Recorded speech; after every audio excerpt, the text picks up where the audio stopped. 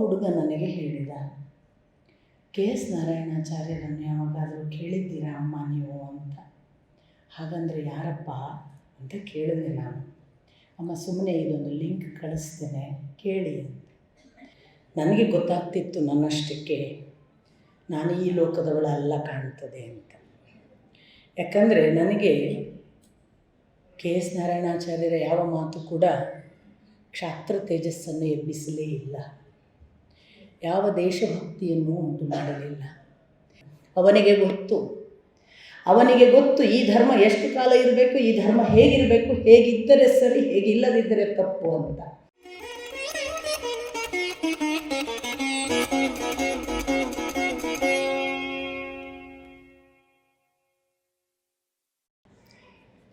ಅದೃಶ್ಯವಾಗಿದ್ದು ಇಲ್ಲೇ ನೆಲೆಸಿ ನಮ್ಮನ್ನು ಆಶೀರ್ವದಿಸುತ್ತಿರುವ ಪರಮಪೂಜ್ಯರಾದ Shri K S ನಾರಾಯಣಾಚಾರ್ಯರ ಆಶೀರ್ವಾದವನ್ನು ಬೇಡುತ್ತಾ,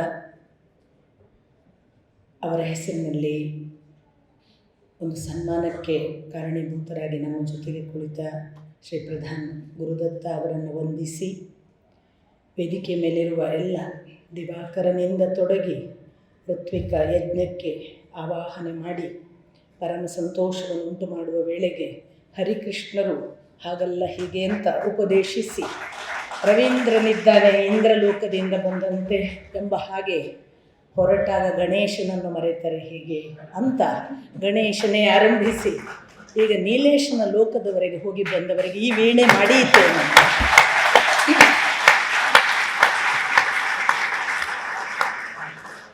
ಆದರೆ ಇಷ್ಟು ಜನ ನೀವು ಮಾತಾಡಿದ್ದು ಕೇಳಿದ್ರಿ, ನನಗೆ ಗೊತ್ತಾಗ್ತಿತ್ತು ನನ್ನಷ್ಟಕ್ಕೆ ನಾನು ಈ ಲೋಕದವಳಲ್ಲ ಕಾಣ್ತದೆ ಅಂತ. ಯಾಕಂದರೆ ನನಗೆ ಕೆ ಎಸ್ ನಾರಾಯಣಾಚಾರ್ಯರ ಯಾವ ಮಾತು ಕೂಡ ಕ್ಷಾತ್ರ ತೇಜಸ್ಸನ್ನು ಎಬ್ಬಿಸಲೇ ಇಲ್ಲ, ಯಾವ ದೇಶಭಕ್ತಿಯನ್ನು ಉಂಟು ಮಾಡಲಿಲ್ಲ.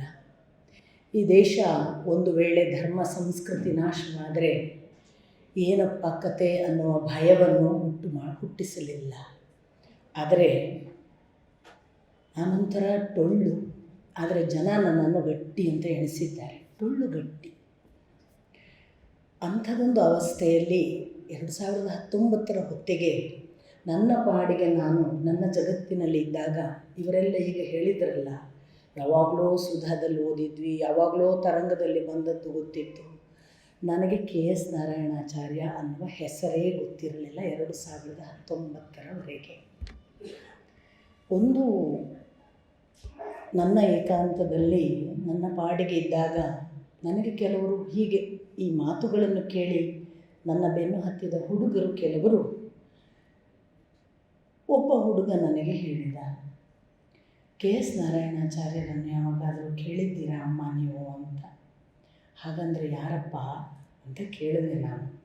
ಅಮ್ಮ ಸುಮ್ಮನೆ ಇದೊಂದು ಲಿಂಕ್ ಕಳಿಸ್ತೇನೆ ಕೇಳಿ ಅಂತ. 2019 ಜನವರಿಯ ಹೊತ್ತು ನಾನು ನನ್ನ ಪಾಡಿಗೆ ವಚನ ಲೋಕದಲ್ಲಿ ಇದ್ದೆ ಅಂತ ಜನ ಭಾವಿಸಿದ್ದ ಕಾಲ. ನನ್ನನ್ನು ಅದಕ್ಕೂ ಪೂರ್ವದಲ್ಲಿ ಇವಳು ರಜನೀಶನನ್ನು ಓದಿದ್ದಾಳೆ ಕಾಣ್ತದೆ, ಇವಳು ರಜನೀಶ್ ಫಾಲೋವರ್ ಅಂತ ಮಾತಾಡಿದ ಜನ ಇತ್ತು. ಇಲ್ಲ ಸ್ವಲ್ಪ ಜೆ ಕೆ ಅರವಿಂದೋ ರಮಣ ಮಹರ್ಷಿಗಳನ್ನು ರಾಮಕೃಷ್ಣ ಪರಮಹಂಸರನ್ನು ಕೋಟ್ ಮಾಡ್ತಾಳೆ, ಬಹುಶಃ ಅದು ಓದ್ತಾಳ ಏನೋ ಅಂತ ಅನುಮಾನಿಸ್ತಿದ್ರು. ಇಲ್ಲ ಇವನು ವಚನ ಗುತ್ತಿಗೆ ತಗೊಂಡಂಗೆ ಮಾತಾಡ್ತಾರೆ, ಅಲ್ಲಮ್ಮ ಅಕ್ಕ ಬಸವ, ಬಹುಶಃ ಇವರು ಭಯಂಕರ ವಚನ ಪರಂಪರೆಯ ಒಬ್ಬ ಪ್ರಚಾರಕರಿರಬೇಕು ಅಂತ ತಿಳಿದಿದ್ದರು. ಆ ಎಲ್ಲ ಕಾಲಘಟ್ಟದಲ್ಲಿ ನಾನು ನನ್ನನ್ನು ಶೋಧಿಸ್ತಿದ್ದೆ. ನನಗೆ ನಾನು ರಜನೀಶ್ ಅಲ್ಲ, ನಾನು ಜಿಡ್ಡು ಅಲ್ಲ, ನಾನು ಯೂಜಿ ಅಲ್ಲ, ನಾನು ಅರವಿಂದರಲ್ಲ, ನಾನು ರಮಣರಲ್ಲ, ನಾನು ಅಕ್ಕ ಅಲ್ಲ, ನಾನು ಬಸವಣ್ಣನಲ್ಲ, ನಾನು ಅಲ್ಲಮ್ಮನಲ್ಲ ಅಂತ ನನಗೆ ಗೊತ್ತಾಗ್ತಿತ್ತು. ನಾನು ಏನು ಅಂತ ಹುಡುಕೋ ಹೊತ್ತಿಗೆ ತುಂಬ ಏಕಾಂತದಲ್ಲಿ ಈ ಲಿಂಕ್ ಬಂದಾಗ ನಾನು ಬಹಳ 11-11:30ವರೆಗೆ ಫೋನೆಲ್ಲ ಸೈಲೆಂಟ್ ಇಟ್ಟು ನನ್ನ ಪಾಡಿಗೆ ಧ್ಯಾನಿಸುವ ಅವಧಿ. ಆ ಬಳಿಕ 11:30 ನಂತರ ನಾನು ನನ್ನ ಚಟುವಟಿಕೆಗೆ ತೊಡಗುವುದು. ಅಂಥ ಹೊತ್ತಿನಲ್ಲಿ ಇವರ ಲಿಂಕನ್ನು ತೆರೆದೆ. ಅದು ಶ್ರೀಮದ್ ಭಾಗವತದ ಸಾಮಾನ್ಯವಾಗಿ ಕೃಷ್ಣನಿಂದ ಆರಂಭವಾದ ಕಥಾಲೋಕವಿತ್ತು. ಒಂದು 52 ಗಂಟೆಗಳ ಲಿಂಕ್ ಅದು ಶ್ರೀಮದ್ ಭಾಗವತ ಕೃಷ್ಣಾವತಾರವನ್ನೇ ಮುಖ್ಯ ಕೇಂದ್ರಿತವಾಗಿ ಇದ್ದಂಥದ್ದು. ನಾನು ನನ್ನ ತಂದೆಯ ಶ್ರೀಮದ್ ಭಾಗವತ ಕೇಳಿದ್ದೆ, ಆದರೆ ಅದು ನನ್ನನ್ನು ಬೌದ್ಧಿಕವಾಗಿ ಒಂದಿಷ್ಟು ಅಲುಗಾಡಿಸಿದ್ದೇ ಬಿಟ್ಟರೆ ನನಗೆ ಮತ್ತೆ ಆ ಕಡೆಗೆ ಇಣುಕಿ ನೋಡಬೇಕು ಅನ್ನೋ ಹಸಿವು ಉಂಟು ಮಾಡಿದ್ದಿಲ್ಲ. ಆದರೆ ಯಾವಾಗ ಕೆ ಎಸ್ ನಾರಾಯಣಾಚಾರ್ಯರನ್ನು ನಾನು ನಿರಂತರವಾಗಿ ಕೇಳುವುದಕ್ಕೆ ಶುರು ಮಾಡಿದೆ, ನೀವು ನಂಬಿದರೆ ನಂಬಿ ಬಿಟ್ಟರೆ ಬಿಡಿ, ನಾನು ರಾತ್ರಿ 1-1:30-2 ತನಕ ಅವರನ್ನು ಕೇಳ್ತಿದ್ದೆ. ಇಡೀ ದಿನ ಅವರನ್ನು ಕೇಳ್ತಿದ್ದೆ, ಅವರ ಉಪನ್ಯಾಸಗಳನ್ನು. ಹಾಗೆ ಕೇಳ್ತಾ ಹೋದ ಹಾಗೆ ನನ್ನೊಳಗೆ ಆದ ಒಂದು ಬಹಳ ದೊಡ್ಡ ಪರಿಣಾಮ ಏನು ಅಂತಂದರೆ, ನನಗೆ ಗೊತ್ತಾಯಿತು ನನ್ನೊಳಗೊಂದು ದೊಡ್ಡ ನಿರ್ವಾತ ಇದೆ, ದೊಡ್ಡ ವ್ಯಾಕ್ಯೂಮ್. ಅದನ್ನು ಯಾರೂ ತುಂಬಿಸಲಾರರು. ನಾನು ತುಂಬಿಸಿಕೊಂಡರೆ ಅದು ಭಗವಂತನಿಂದ ಮಾತ್ರ ತುಂಬಿಸಿಕೊಳ್ಳಲಿಕ್ಕೆ ಸಾಧ್ಯ ಅನ್ನುವ ಬಹಳ ದೊಡ್ಡ ಪರಿವರ್ತನೆಯ ಹಾಗೆ ನನಗೆ ನನ್ನ ಜೀವದ ಮೂಲವನ್ನು ಯಾರು ಹಿಡಿದು ಅಲುಗಾಡಿಸುವ ಹಾಗೆ ಅನಿಸೋಕ್ಕೆ ಪ್ರಾರಂಭ ಆಯಿತು. ನಿಮಗೆ ಗೊತ್ತು, ಅವರೊಂದು ಲಯಬದ್ಧವಾದ ಮಾತು, ಅವರೊಂದು ರಾಗ ಸಹಿತವಾಗಿ ಏನೋ ಹೇಳುತ್ತಾರೆ ಅನ್ನುವಂತಹ ಕಂಠ, ಅವರು ಒಂದು ಶ್ಲೋಕ ಪಠನ ಕೂಡ ಒಂದು ಸಂಗೀತ. ನನಗೆ ರಾತ್ರಿ ನಿದ್ರೆಯಲ್ಲೆಲ್ಲ ಅಂತ ಅವರು ಎಬ್ಬಿಸಿದ ಹಾಗೆ ನನ್ನೊಳಗೆ ಆ ಶ್ಲೋಕಗಳು ಪುನರುಚ್ಚಾರ ಆದ ಹಾಗೆ ಕಂಠ ಧ್ವನಿಯೆಲ್ಲ ಅವರದು. ಹೀಗೆ ಆಗ್ತಿದ್ದ ಹೊತ್ತಿನಲ್ಲಿ ನನಗೆ ಒಂದು ತೀವ್ರ ಸೆಳೆತ ಪ್ರಾರಂಭ ಆಯಿತು.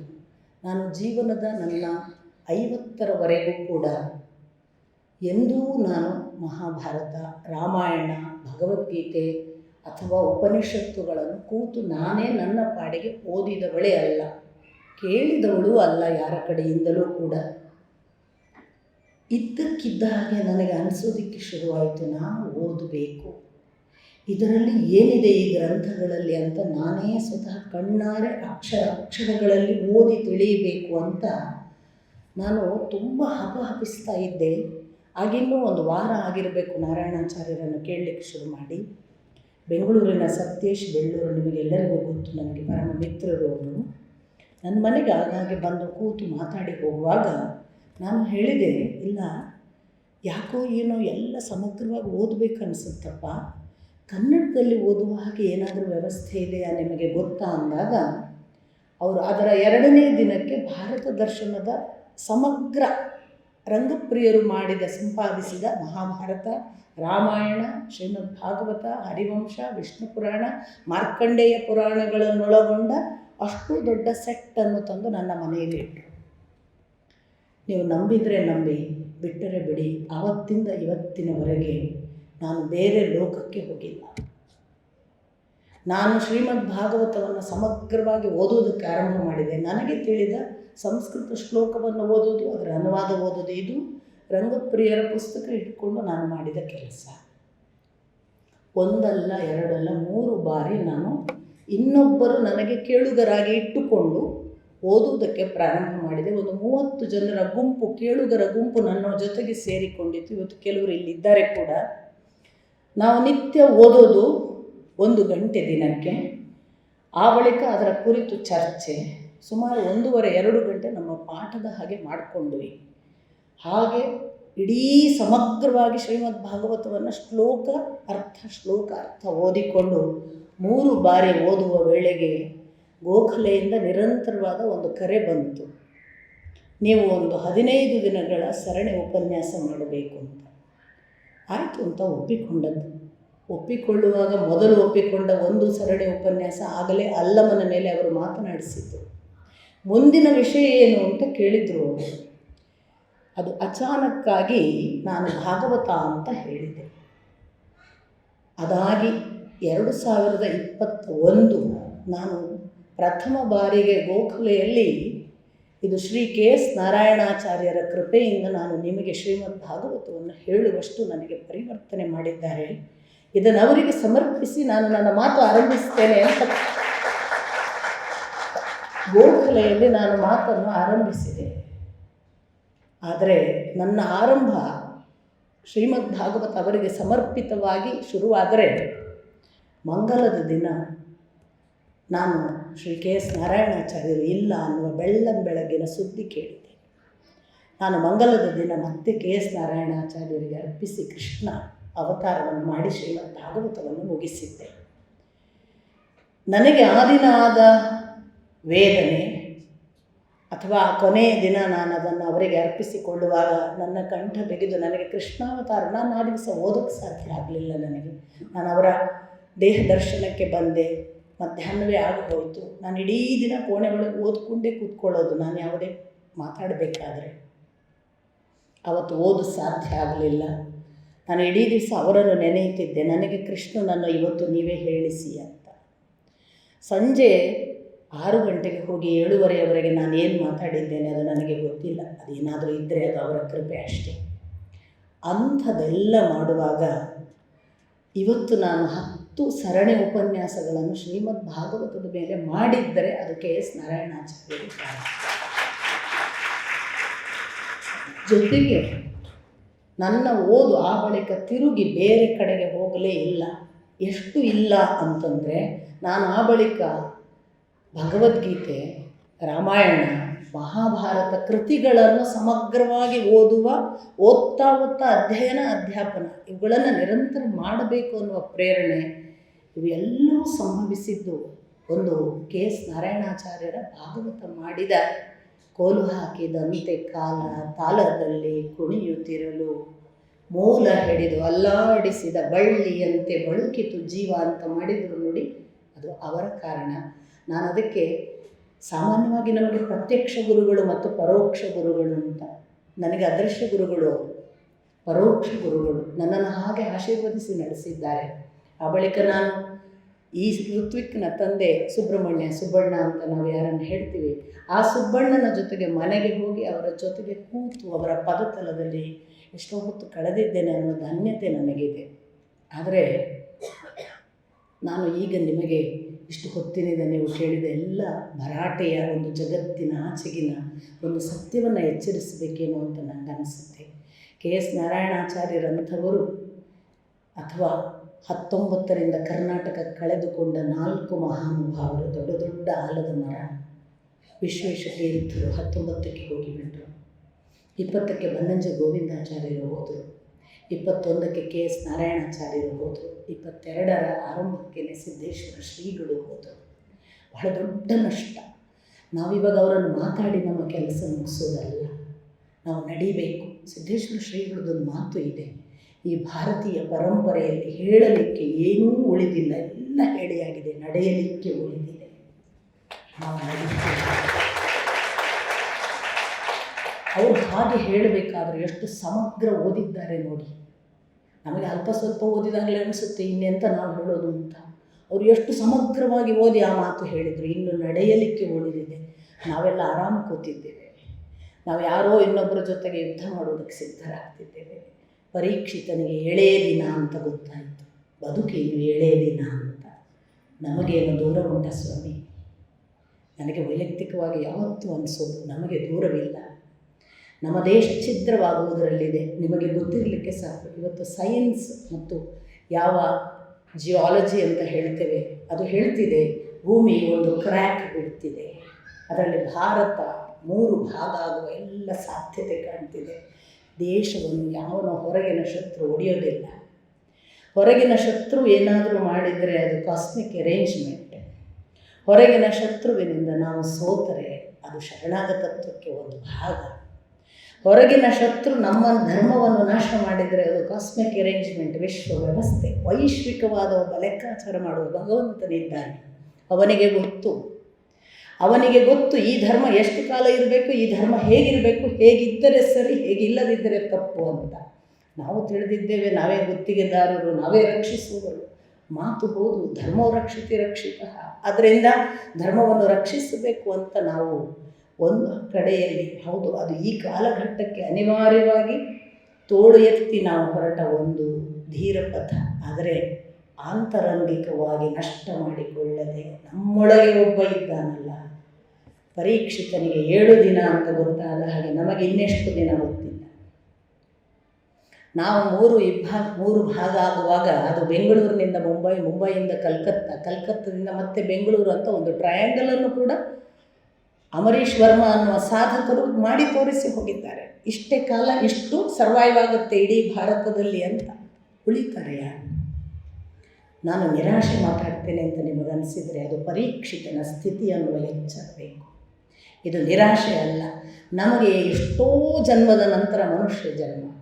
ಇದನ್ನು ಹಾಳು ಮಾಡಿದರೆ ನೆರೆ ಕೆನ್ನೆಗೆ ತೆರೆಗಲ್ಲಕ್ಕೆ ಶರೀರ ಗೂಡು ಹೋಗದ ಮುನ್ನ ಮುಪ್ಪಿನಿಂದ ಒಪ್ಪ ಅಳಿಯದ ಮುನ್ನ ಶಿವನ ನೆನೆಯಿರೋ ಈ ಜನ್ಮ ಬಳಿಕಿಲ್ಲ ಅಂತ ಅವರು ಹೇಳುವಾಗ, ಮಾನವ ಜನ್ಮ ದೊಡ್ಡದು ಅದ ಹಾನಿ ಮಾಡಬೇಡಿರಿ ಹುಚ್ಚಪ್ಪಗಳಿರ ಅಂದಾಗ, ಹ್ಯಾಂಗೆ ಮಾಡಲಯ್ಯ ಕೃಷ್ಣ ಹೋಗುತ್ತಿದೆ ಆಯುಷ್ಯ ಅಂದಾಗ, ಮತ್ತೆ ಎಲ್ಲ ಶರಣರು, ಎಲ್ಲ ದಾಸರು, ಕೆ ಎಸ್ ನಾರಾಯಣಾಚಾರ್ಯರಂಥವರು, ಬನ್ನಂಜಯಂಥವರು, ಅಥವಾ ವಿಶ್ವೇಶ ತೀರ್ಥರು, ಅಥವಾ ಸಿದ್ದೇಶ್ವರ ಶ್ರೀಗಳು, ಸತ್ಯವೂ ಇಲ್ಲ ಅಸತ್ಯವೂ ಇಲ್ಲ, ಸಹಜವೂ ಇಲ್ಲ ಅಸಹಜವೂ ಇಲ್ಲ, ನಾನೂ ಇಲ್ಲ ನೀನೂ ಇಲ್ಲ, ಇಲ್ಲ ಎಂಬುದು ತಾನಿಲ್ಲ, ಗುಹೇಶ್ವರ ತಾ ಬಯಲು ಅನ್ನುವ ಸಿದ್ದೇಶ್ವರ ಶ್ರೀಗಳ ಬಿಲ್ಲಿನ ಮಾತು ಅಲ್ಲಮನದಿರುವಾಗ ನಮಗೆ ಗೊತ್ತಿರಬೇಕಾದ ಒಂದು ಸತ್ಯ, ನಾವು ಹೋರಾಟ ಮಾಡೋಕ್ಕೆ ಬಂದವರಲ್ಲ.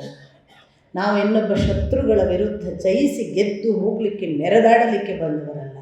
ಅಂತರಂಗದಲ್ಲೊಬ್ಬ ಇದ್ದಾನೆ, ಅವನನ್ನು ಯಾವತ್ತೂ ನೋಡೋದು. ಎರಡು ಹಕ್ಕಿ ನಿರಂತರ ಇದೆ, ಒಂದು ತಿನ್ನುವುದರಲ್ಲಿ ಮುಳುಗಿ ಹೋಗಿದೆ, ಇನ್ನೊಂದು ನೋಡ್ತಾ ಇದೆ. ಆ ನೋಡುವುದರ ಬಗ್ಗೆ ನಮಗೆ ಕಾರುಣ್ಯವೇ ಇಲ್ಲವೋ? ನೋಡುವವನಿಗೆ ಎಷ್ಟು ಕಾರುಣ್ಯ? ಅಂಥದನ್ನೆಲ್ಲ ಹೇಳಿದ ಆ ವಾಕ್ಯಗಳನ್ನು ನಾನು ಆರಿಸಿ ಪೋಣಿಸಿಕೊಂಡಿದ್ದೇನೆ. ನನಗೆ ಹೃದಯಾಂತರ್ಗತರು ಕೆ ಎಸ್ ನಾರಾಯಣಾಚಾರ್ಯರು, ನನಗವರು ಹೊರಗಿಲ್ಲ. ನಾನು ನಡೆಯುವಾಗ ನಾನು ನೆನೆಯುವುದು ಅಂಥವರನ್ನು, ಅಂಥ ಮಹಾತ್ಮರನ್ನು. ನೀವು ನಡೆದಿದ್ದೀರಿ, ನಡೆಸಿದ ಒಬ್ಬ ವ್ಯಕ್ತಿ ಇಂಗ್ಲೀಷ್ ಪ್ರೊಫೆಸರ್, ಎಷ್ಟು ವರ್ಷಗಳ ಕಾಲ ಶೇಕ್ಸ್ಪಿಯರ್, ಎಲಿಯಟನ್ನು ಹೇಳಿದವರು, ಈಡ್ಸನ್ನು ಹೇಳಿದವರು, ಕೇಟ್ಸನ್ನು ಹೇಳಿದವರು, ಎಷ್ಟು ಕಾಲ ಹೇಳಿದರು. ಆದರೆ ನಡೆದದ್ದವರು ಇಡೀ ಶಾಸ್ತ್ರ ಪರಂಪರೆಯನ್ನು. ಹಾಗಾಗಿ ನಾವು ತೋರುವುದೇ ಬೇರೆ, ಇರುವುದೇ ಬೇರೆ. ನಾವು ತೋರಿಸುವುದನ್ನು ಈಗ ಪ್ರದರ್ಶನ ಮಾಡಲಿಕ್ಕೆ ಬಂದವರಲ್ಲ, ಇರುವುದು ಯಾವುದು ಅದನ್ನು ಹುಡುಕ್ಲಿಕ್ಕೆ ಬಂದವರು. ಅಂಥದ್ದೊಂದು ಪ್ರೇರಣೆಯನ್ನು ನನಗೆ ಸತತವಾಗಿ ಕೆ ಎಸ್ ನಾರಾಯಣಾಚಾರ್ಯರಂಥವರು, ಸಿದ್ದೇಶ್ವರ ಶ್ರೀಗಳಂಥವರು, ನಮ್ಮ ಅಪ್ಪ ಬನ್ನಂಜಯಂಥವರು ಎಲ್ಲ ಮಾಡಿರೋದು ಅದೇ ಕೆಲಸವನ್ನು. ಹಾಗಾಗಿ ಜಗತ್ತು ಏನು ಹೊರಗೊಂದು ಮುಳುಗುವ ಅವಸ್ಥೆಯಲ್ಲಿದೆಯಲ್ಲ, ಅದು 7 ದಿನ, 70 ದಿನ, 7 ವರ್ಷ, 700 ವರ್ಷ ಯಾವುದೋ ಇರಬಹುದು. ಅದರೊಳಗೆ ನಾವೊಂದಿಷ್ಟು ಕಾಲ ಬಂದು ಹೋದದ್ದು ಖಂಡಿತ ನಮ್ಮೊಳಗಿನ ಆ ಭಗವಂತನನ್ನು ಒಮ್ಮೆ ನೋಡೋಕ್ಕೆ ಸಾಧ್ಯನಾ? ಒಮ್ಮೆ ಅವನ ಜೊತೆಗೆ ನಮಗೆ ಮೀಟಿಂಗ್ ಪಾಯಿಂಟೇ ಇಲ್ವಾ? ಎಷ್ಟು ಜನರಿಗಾಗಿ ಎಷ್ಟು ಕಾಲ ಮೀಟಿಂಗ್ ಪಾಯಿಂಟಿಗೆ ಕಾದಿದ್ದೇವೆ, ಎಂತೆಂಥ ಪಾರ್ಕಿನಲ್ಲಿ ಲಬ್ಬರನ್ನು ಕಾದಿದ್ದೇವೆ, ಎಂತೆಂಥ ಜಗತ್ತಿನ ಯಾವ ಮೂಲೆಗಳಲ್ಲೆಲ್ಲ ಕಾದುಕೊಂಡು ಬರಲಾರದ ಎಂತೆಂಥ ಅಧಿಕಾರಿಗಳಿಗಾಗಿ ಕಾದಿದ್ದೇವೆ, ಯಾವ್ಯಾವುದೋ ಕೆಲಸಕ್ಕಾಗಿ ಯಾರ್ಯಾರದ್ದು ಕಾಲು ಹಿಡಿಯುವುದಕ್ಕೆ ಕಾದಿದ್ದೇವೆ. ಆ ಭಗವಂತನಿಗಾಗಿ ಕಾಯುವುದೇ ಇಲ್ವಲ್ಲ ನಾವು ಅಂತ ನನ್ನ ದುಃಖ. ಅದೆಲ್ಲದರ ಪ್ರೇರಣೆ ಶ್ರೀಮದ್ ಭಾಗವತದ ಪ್ರೇರಣೆ ಕೆ ಎಸ್ ನಾರಾಯಣಾಚಾರ್ಯರಿಂದ. ಹಾಗಾಗಿ ನಾನು ಎಲ್ಲಿ ಮೂಲ ಅಂತ ನೋಡಿದರೆ ಅಂಥ ಅದಕ್ಕೆ ನಾನು ಹೇಳಿದ್ದು, ಒಂದು ದೊಡ್ಡ ಆಲದ ಮರ ನಾಶವಾಗುವುದು ಅಂದರೆ ಅದು ಇಷ್ಟರವರೆಗೆ ಪಸರಿಸಿದ ಗಾಳಿ ನಾಶವಾಗುವುದು, ಅದು ಇಷ್ಟರವರೆಗೆ ಕೊಟ್ಟ ನೆರಳು ನಾಶವಾಗುವುದು, ಅದು ಇಷ್ಟರವರೆಗೆ ಹಿಡಿದಿಟ್ಟ ನೀರು ನಾಶವಾಗುವುದು, ಅದು ಇಷ್ಟರವರೆಗೆ ಆಸರೆ ಕೊಟ್ಟ ಗಿಡ ಮರದ ಪೊಟರೆಗಳಲ್ಲೆಲ್ಲ ಇರುವ ಪಶು ಪಕ್ಷಿಗಳು ನಾಶವಾಗುವುದು. ಒಂದು ಮರ ನಾಶವಾಗುವುದಲ್ಲ. ಅಂತ ಅಷ್ಟು ದೊಡ್ಡ ಪರಂಪರೆ ನಾಶವಾಗದ ಹಾಗೆ ನಮ್ಮ ಕೆಲಸ. ನಾವಲ್ಲೊಂದು ಪೊಟರೆಯಲ್ಲಿ ಒಂದಿಷ್ಟು ಕಾಲ ಬದುಕಿದ್ದೇವಲ್ಲ, ಹೊರಗೆ ಬಂದು ಮತ್ತೊಂದು ಆಲದ ಮರಕ್ಕೆ ಅದರಲ್ಲಿ ಇದ್ದು ಮತ್ತೆ ಬಿಸಿ ಉಂಡು ಅಲ್ಲಿ ಮತ್ತೆ ಬೆಳೆಸೋದಕ್ಕೆ ನಮ್ಮ ಕರ್ತವ್ಯ ಇದೆ ಅಂತ ನನಗೆ ಅನಿಸುತ್ತೆ. ಅದನ್ನು ಮೈ ಮರೆತು ಯಾವುದೋ ಆರ್ಭಟದಲ್ಲಿ ಮುಳುಗಿ ಹೋದರೆ ಖಂಡಿತ ಮುಖಾವಲೋಕನ ಮಾಡೋದಿಲ್ಲ. ಕನ್ನಡಿ ಇರೋದು ನಾವು ಎಷ್ಟು ಚಂದ ಅಂತ ನೋಡೋದಕ್ಕಲ್ಲ, ನಮ್ಮೊಳಗಿನ ದೋಷ ಯಾವುದು, ಆ ಕನ್ನಡಿಯ ಧೂಳು ಎಷ್ಟಿದೆ, ನನ್ನ ಪ್ರತಿಬಿಂಬದ ಒಳಗೆ ಇನ್ಯಾವನಿದ್ದಾನೆ, ಆ ಪ್ರತಿಬಿಂಬದಲ್ಲಿ ನಾನು ಮಾತ್ರ ದಿನಕ್ಕೆ ಎಷ್ಟು ಸಾರಿ ಕನ್ನಡಿ ನೋಡುವಾಗ ಒಂದು ದಿನ ಆ ಪ್ರತಿಬಿಂಬದಲ್ಲಿರುವ ಅವನು ಕಂಡಿದ್ದಾನೆ, ಕಾಣುವ ಸಾಧ್ಯತೆ ಇದೆಯಾ, ಆ ಕಡೆಗೆ ಯಾಕೆ ನೋಡೋದಿಲ್ಲ? ಇದು ನನ್ನ ದುಃಖ. ಅಂಥ ಕೆಲಸವನ್ನು ನಾನು ನಿರಂತರ ಮಾಡುವ ಪ್ರಯತ್ನ ಮಾಡ್ತೀನಿ ಅಂತ ನಾನು ನಾರಾಯಣಾಚಾರ್ಯರನ್ನು ಕೇಳಿದಾಗೆಲ್ಲ ಅಂದ್ಕೊಂಡಿದ್ದೀನಿ. ಜಗತ್ತಿನ ಎದೆಯ ಒಳಗಿರುವ ಒಬ್ಬನನ್ನು ನೋಡುವ ಕೆಲಸವನ್ನು ಮಾಡುವ ಹಾಗೆ, ಮತ್ತು ಈ ನಷ್ಟಗಳನ್ನು, ಈ ಪರಂಪರೆಯ ನಷ್ಟಗಳೆಲ್ಲ ಒಬ್ಬೊಬ್ಬ ಜೀವನೂ ತನ್ನಷ್ಟಕ್ಕೆ ಒಬ್ಬೊಬ್ಬ ಪರೀಕ್ಷಿತನಾಗಿ ಶುಕಮುನಿಗೆ ಕಿವಿ ಕೊಟ್ಟರೆ ಯಾರು ಸ್ವಾಮಿ ನಮ್ಮ ಧರ್ಮ ನಾಶ ಮಾಡೋಕ್ಕೆ ಸಾಧ್ಯ? ಯಾವ ಪರೀಕ್ಷಿತ ಕೊಲ್ಲಕ್ಕೆ ಸಾಧ್ಯ? ಯಾವ ಪರೀಕ್ಷಿತನ ಧರ್ಮ ಇಲ್ಲವಾದೀತು. ನಮ್ಮ ಒಳಗೆ ಎಲ್ಲರೊಳಗೆ ಒಬ್ಬೊಬ್ಬ ಪರೀಕ್ಷಿತ, ಒಬ್ಬೊಬ್ಬ ಶುಕಮುನಿಯನ್ನು ನಾವು ಮುಖಾಮುಖಿ ಮಾಡಿಕೊಳ್ಳುವ ಮತ್ತು ಆ ಮೂಲಕ ನಮ್ಮೊಳಗೊಂದು ಭಗವದ್ಗೀತೆ, ನಮ್ಮೊಳಗೊಬ್ಬ ಕೃಷ್ಣ, ನಮ್ಮೊಳಗೊಬ್ಬ ಆವಿಷ್ಕಾರ ಆಗುವ ಭಗವಂತ, ಅವನ ಮುಖಾಂತರ ನಡೆಯಲಿಕ್ಕೆ ಹೊರಟಾಗ ಯಾವ ತಕ್ಷಕ ನಮ್ಮನ್ನು ಕೊಂದಾನು? ಈ ತಕ್ಷಕನಿಗೆ ಹೆದರಲಿಕ್ಕೆ ಇಲ್ಲ ಅನ್ನೋದನ್ನು ಅಷ್ಟು ಸಂದೇಶ ಕೊಟ್ಟ ಪರೀಕ್ಷಿತನು ಕೆ.ಎಸ್. ನಾರಾಯಣಾಚಾರ್ಯರು, ಹೆಸರೇ ನಾರಾಯಣಾಚಾರ್ಯ.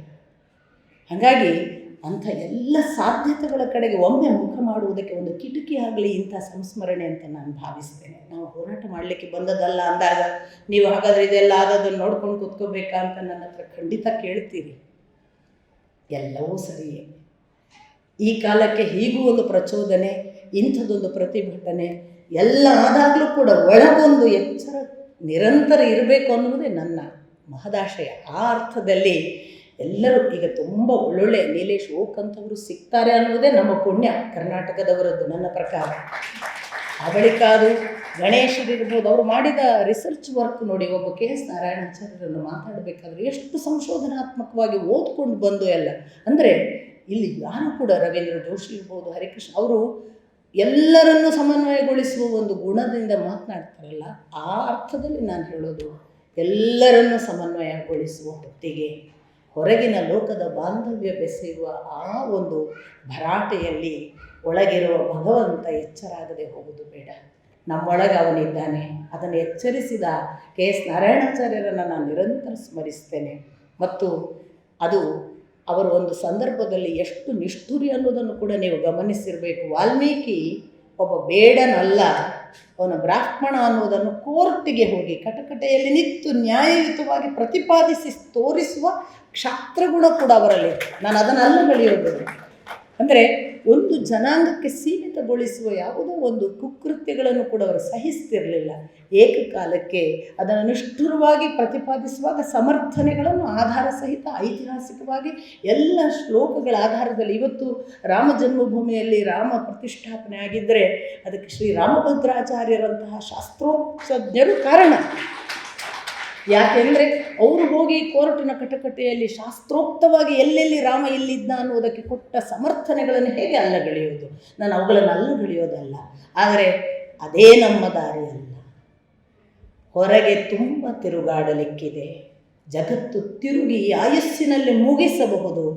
ಅಷ್ಟು ತಿರುಗಾಡಿದರೂ ಜಗತ್ತಿನಲ್ಲಿ ಮುಗಿಸಿ ಬರುವಷ್ಟು ಸಮಯ ನಮಗಿದೆ. ಒಳಗೊಬ್ಬನಿದ್ದಾನಲ್ಲ, ಅವನಿಗೆ 100 ವರ್ಷ ಸಾಲುವುದಿಲ್ಲ. ಅವನನ್ನು ಹುಡುಕುವ ಕಡೆಗೆ ಕೆ.ಎಸ್. ನಾರಾಯಣಾಚಾರ್ಯರು ನಮಗೆ ಕಾರಣಕರ್ತರಾಗಲಿ ಅಂತ ನಾನು ಪ್ರಾರ್ಥಿಸ್ತೇನೆ. ಅವರ ಒಂದು ಕಾರಣವಾಗಿ ತನ್ನ ಉದ್ಯೋಗ ವೃತ್ತಿ, ಯಾವುದೋ ದೊಡ್ಡ ಸಾಫ್ಟ್ವೇರ್, ಅದರಲ್ಲಿರುವ ಹಣ, ಅದರಲ್ಲಿದ್ದಂತಹ ಪ್ರತಿಷ್ಠೆ, ಅದರಲ್ಲಿ ಬರಬಹುದಾದಂತಹ ಸೌಕರ್ಯ ಸೌಲಭ್ಯಗಳನ್ನು ಕಳಚಿಕೊಂಡು ಕೆ.ಎಸ್. ನಾರಾಯಣಾಚಾರ್ಯರ ಮಾದರಿಯನ್ನಿಟ್ಟುಕೊಂಡು ಒಂದು ಗುರುಕುಲದಂತಹ ಶಾಲೆ ಮಾಡಬೇಕು ಅನ್ನೋ ಹುಡುಗರ ಮನಸ್ಸಿದೆ ಅಲ್ಲ, ಪೃಥ್ವಿ ಅಥವಾ ಮಂಜುನಾಥ್, ಅವರ ಉದ್ಭವ, ಇದು ನಾವು ಮಾಡಲಿಕ್ಕಿರೋದು.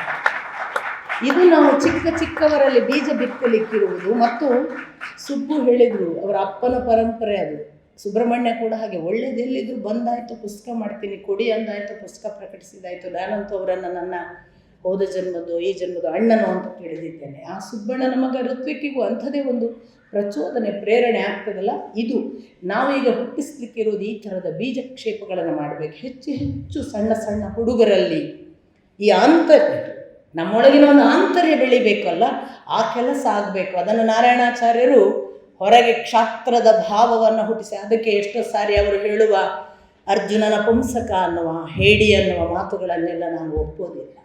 ಆದರೆ ಅವರು ಹೇಳುವಾಗ ಅದರ ಹಿಂದೆ ಇರುವ ಆ ಭಾವ ಮೀಟುವ, ಅರ್ಜುನನನ್ನು ಎಚ್ಚರಿಸುವ ಕೃಷ್ಣ ಪ್ರಭೆ ಇದೆಯಲ್ಲ, ಅದು ನನಗಿಷ್ಟ.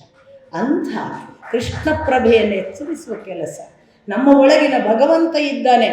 ನಾವು ಹೊರಗೆ ಹುಡುಕಿ ಸೋತಿದ್ದೇವೆ. ನಮ್ಮೊಳಗೆ ಒಬ್ಬ ಅವಿಜ್ಞಾತ ಮಿತ್ರನಿದ್ದಾನಲ್ಲ, ಆ ಅವಿಜ್ಞಾತನನ್ನು ಪುರಂಜನ ಉಪಾಖ್ಯಾನ ಹೇಳುವ ಹಾಗೆ ನಾವು ಒಮ್ಮೆ ಮೀಟ್ ಆದರೆ ಮತ್ತೊಬ್ಬ ಸೆಕೆಂಡ್ ಫ್ರೆಂಡ್ ಬೇಡ.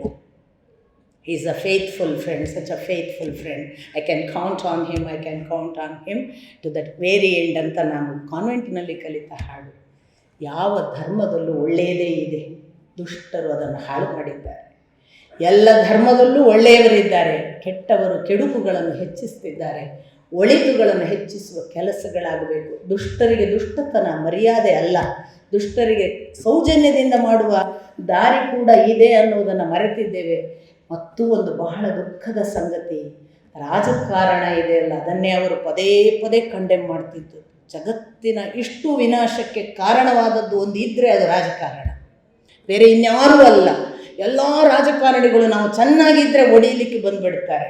ಅಲ್ಲ, RSSನಂಥ ಒಂದು ಸಂಸ್ಥೆ ಅನ್ರಿಜಿಸ್ಟರ್ಡ್ ಆಗಿ 100 ವರ್ಷಗಳ ಕಾಲ ಯಾವ ಬಂಧನಗಳಿಲ್ಲದೆ ಇಷ್ಟು ಸುಂದರವಾಗಿ ಕೆಲಸ ಮಾಡ್ತದೆ ಅನ್ನೋದನ್ನು ನೋಡುವ ಸದ್ಗುಣ ಕೂಡ ಇಲ್ಲವಲ್ಲ.